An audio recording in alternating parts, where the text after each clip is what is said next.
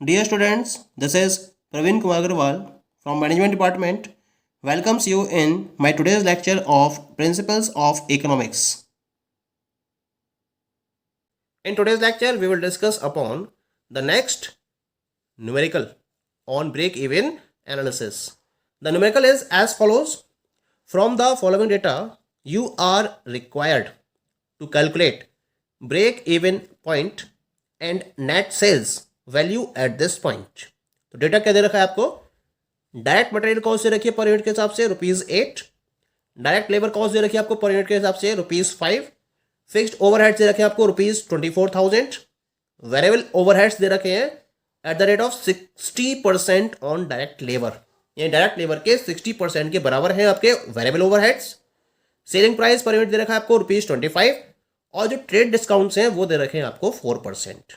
तो इसके हिसाब से आपको बताना है कंपनी का ब्रेक इवन पॉइंट क्या होगा और ब्रेक इवन सेल्स क्या होगी। ठीक है, इसके साथ साथ आपको दे रखा है एक पूछा है आपसे कि अगर सेल्स ब्रेक इवन वॉल्यूम से 15% और 20% ज़्यादा है तो उस केस में कंपनी का नेट प्रॉफिट कितना होगा।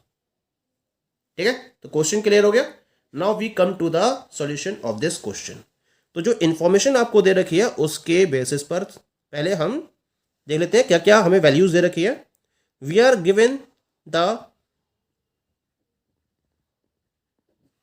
सेलिंग प्राइस पर यूनिट, ये दे रखा है आपको ₹25। ठीक है, इसके साथ साथ आपको दे रखा है ट्रेड डिस्काउंट। ट्रेड डिस्काउंट है 4%, यानी कि 25 का मैं निकालूंगा 4%, तो ये जाएगा 25 × 4/100। 25 से 4 बार जाएगा और 4 से ये 1 बार जाएगा, तो आपके पास जो डिस्काउंट आया ट्रेड डिस्काउंट वो ₹1 का आ गया। तो ये नेट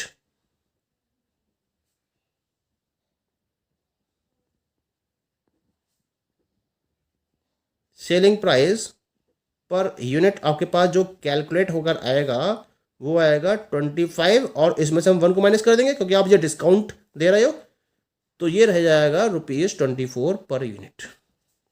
ये आ गया आपका net selling price per unit. ठीक है, अब हमें निकालनी है एवरेज वेरिएबल कॉस्ट। तो एवरेज वेरिएबल कॉस्ट में क्या क्या ऐड होगा?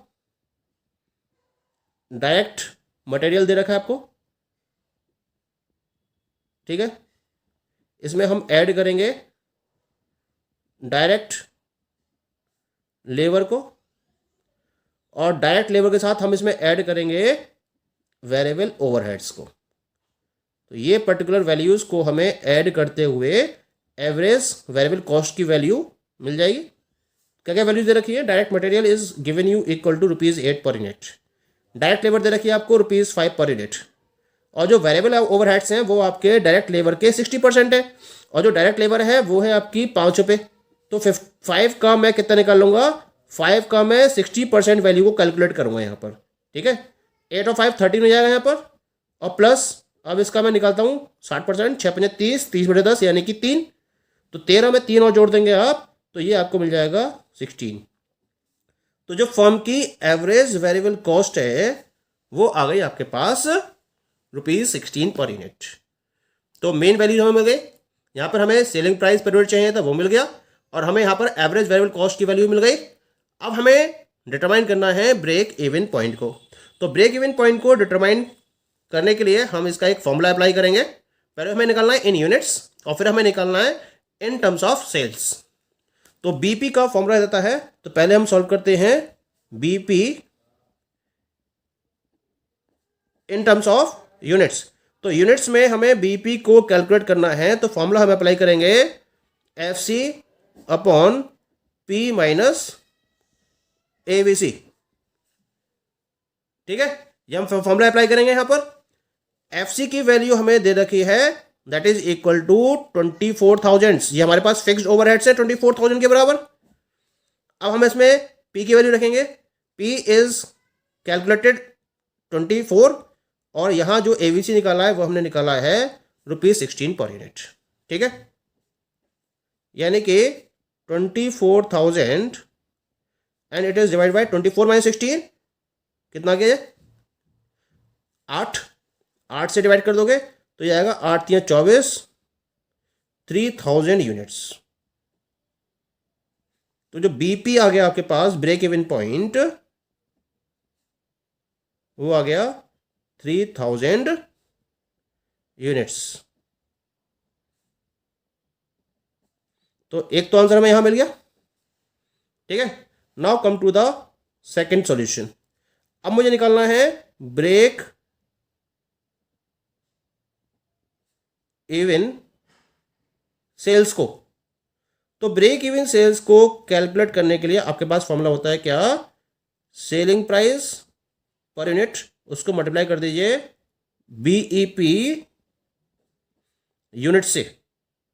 यूनिट्स के टर्म्स में आपने जो बीपी निकालना है उसको आपको सेलिंग प्राइस से मल्टीप्लाई कर देना है, केवल इतना काम करना है। सेलिंग प्राइस कितना है आपके पास 24, और जो BP in terms of units है वो है आपके पास 3000 यूनिट्स। इसका मतलब जो आपकी ब्रेक इवन सेल्स की वैल्यू आएगी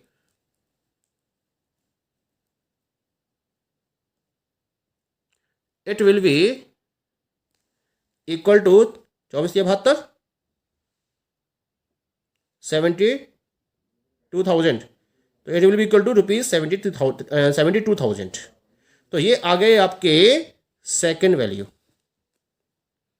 ठीक है, अब हमें नेक्स्ट पॉइंट डिटरमाइन करना है, क्योंकि दो प्रॉब्लम्स हमारी सॉल्व हो गई यहाँ पर। पहला इन टर्म्स ऑफ यूनिट्स हमारे पास आ गया 3000 यूनिट्स, और बीपी आपका सेल्स के टर्म्स में आ गया 72,000 रुपीज। क्वेश्चन है यहां पर कि अगर जो सेल्स हैं वो 15% और 20% ज्यादा है ब्रेक इवन वॉल्यूम से, तो यहां पर आपकी जो टारगेटेड सेल है, पहले तो लेके चलते हैं sales are 15% above break even sales. अगर ब्रेक इवन सेल्स से 15% ज़्यादा है तो उसमें आपकी टारगेट सेल्स निकाल लेते हैं, पहले कैलकुलेट करना पड़ेगा पहले। तो टारगेट सेल्स निकल कर आएगी आपकी, जो ब्रेक इवन सेल्स है वो है आपकी 72,000। इसमें आपको क्या करना पड़ेगा, 72,000 का 15% निकाल के ऐड करना होगा।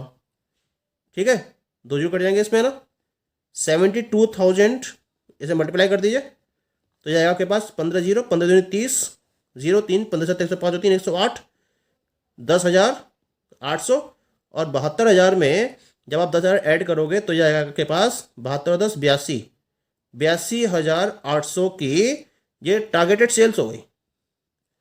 अभी तो केवल टारगेटेड सेल्स आई है। अब हमें इसके रेफरेंस में निकालना है नेट प्रॉफिट कितना होगा। नेट सेल्स के लिए हमें फॉर्मूला अप्लाई करना पड़ेगा, that is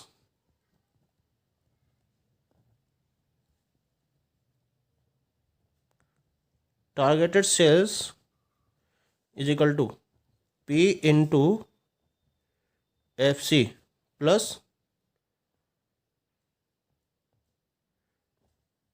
targeted profit upon P minus ABC। ठीक है, टारगेटेड सेल्स कितनी निकाली थी आपने, टारगेटेड सेल्स वाज द 82,800। ठीक है, तो यहाँ मैंने नोट कर लिया 82,000 और 800। प्राइस पर यूनिट वो आपको दे रखे हैं इक्वल टू ₹24। ठीक है, इसके साथ साथ जो फिक्स कॉस्ट है वो दे रखी है आपको 24,000 प्लस ये टारगेट प्रॉफिट आपको कैलकुलेट करना है अपन P माइनस ABC। तो P का मतलब है आपके पास दे रखा है 24 और ABC दे रखा है आपको 16 के बराबर। ठीक है, ये सारी कैलकुलेशन मैंने कर ली। यहाँ पर सॉल्व कर लेते हैं इसको, 82,800 और डिवाइड बाय 24 आएगा, और ये 24 माइनस 16 8 होगा, ये यहाँ पे मल्टीप्लाई में जाएगा और ये बचेगा आपके पास 24,000 और प्लस टारगेट प्रॉफिट। ठीक है, अब इसे काटते हैं हम। 8 3 24 और 3 से कटाएगा 3 दूनी 6 और 2 8 3 7 21 3 6 18 27,600 and this is equal to 24,000 और प्लस टारगेट प्रॉफिट। 24,000 इधर जाएंगे तो यहाँ पास जो टारगेट प्रॉफिट आएगा it will be equal to 27,600 और माइनस 24,000। ये कितना बचेगा? ये बचेगा आपके पास 3,600, 3,600। ये आ गया आपका नेट प्रॉफिट। नेट प्रॉफिट कब आया? जब आप सेल कर रहे हो 10%, 15% मोर, तब उस केस में ये आपका नेट प्रॉफिट आ गया। ठीक है, now we come to the D part. अब जो सेल है आपकी वो क्या है? 20% अबव है। ठीक है, तो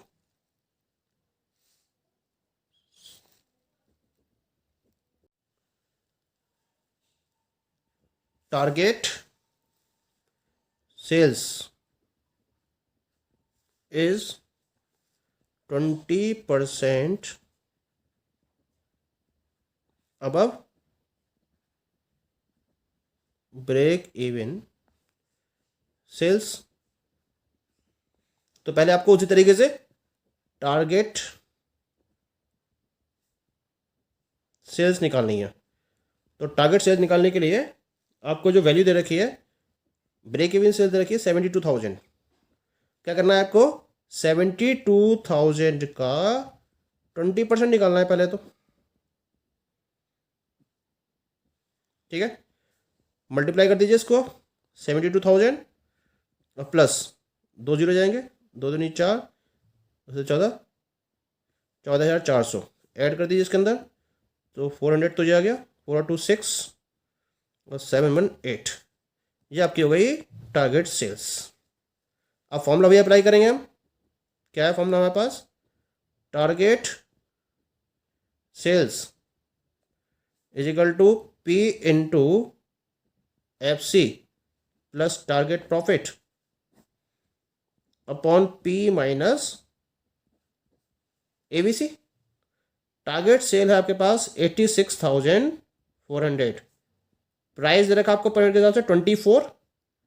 फिक्स कॉस्ट है आपके पास 24,000।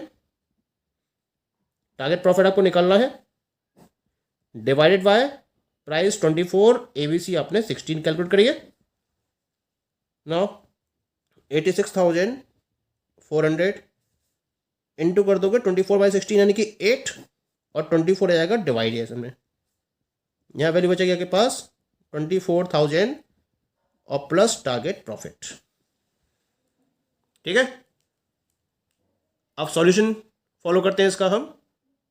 तो यहाँ जो वैल्यू आएगी कैंसिल होके 8 3 24 और 3 से काटोगे 3 दूनी 6 और 2 8,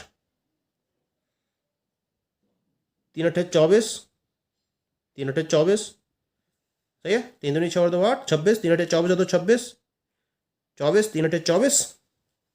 ये आ गया आपके पास 28,800 और ये बचा आपके पास 24,000 और प्लस ये आपने निकाला टारगेट प्रॉफिट।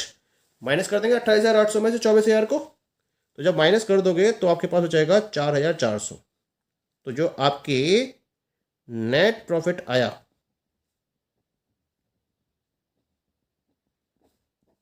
वो आ गया 28,800 माइनस 24,000, ये आ गया आपके पास 4,800 रुपये। दैट इज जब हम सेल्स को ब्रेक इवन सेल्स से 20% इंक्रीज कर देते हैं। ठीक है, so this is the answer of the given problem. Okay, thank you.